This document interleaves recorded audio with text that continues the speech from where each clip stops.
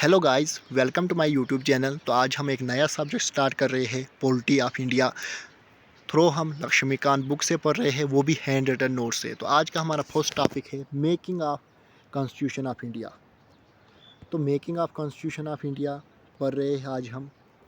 तो अब कॉन्स्टिट्यूशन कैसे बना इंडिया का, तो हम फिर से कहना चाहता हूँ, हम लक्ष्मीकांत बुक से पढ़ रहे हैं, जो बेस्ट मानी जाती है सब एग्ज़ाम के लिए।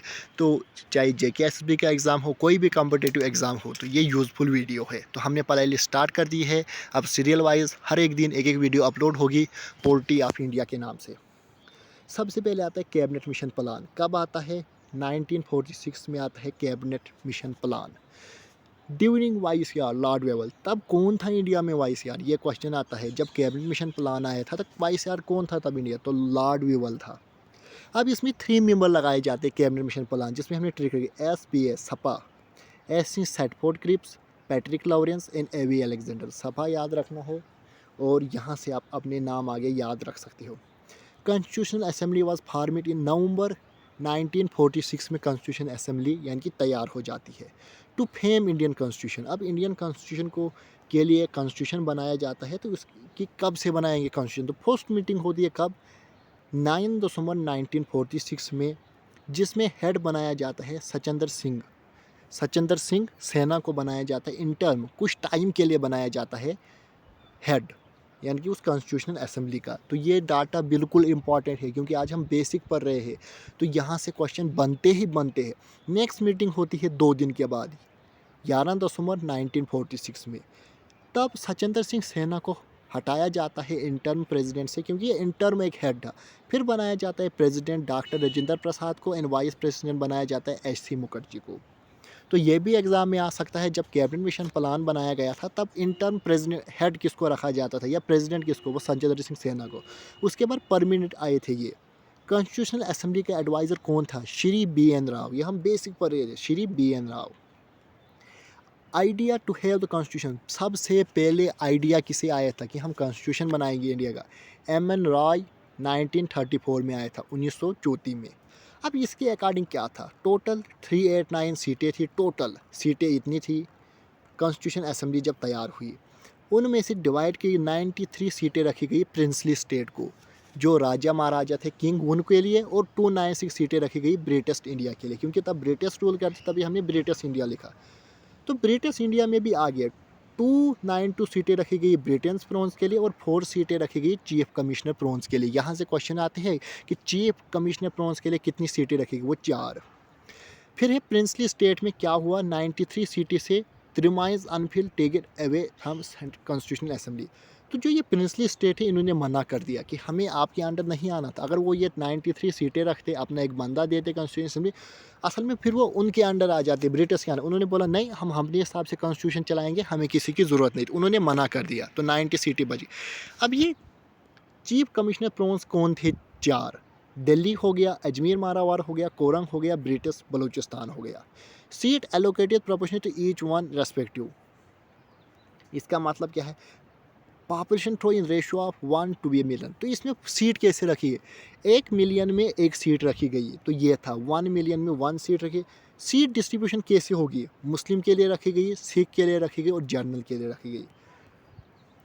वोटिंग मेथड क्या रखा? Single transferable voting system. इसका मतलब होगा एक इंसान, यानी कि वोट रेफरेंस के साथ, फर्स्ट वोट वो मुस्लिम को दे सकता है, सेकंड रेफरेंस सिक्स को, थर्ड जर्नल को, या किसी को रेफरेंस वाइज वो वोटिंग कर सकता है। अब वोटिंग मेथड था ये। अब ये अब कॉन्स्टिट्यूशन बनाने में कितना टाइम लगा? तो यहाँ से क्वेश्चन आता है। 2 साल 11 महीने 18 दिन, 2 years 11 month 18 day, 18 day constitution को तैयार होने में लगे थे। फिर आता है ऑब्जेक्टिव रिजोल्यूशन। तो इस कॉन्स्टिट्यूशन असेंबली जब बना, इसमें ऑब्जेक्टिव किसने डाला था रेजोल्यूशन?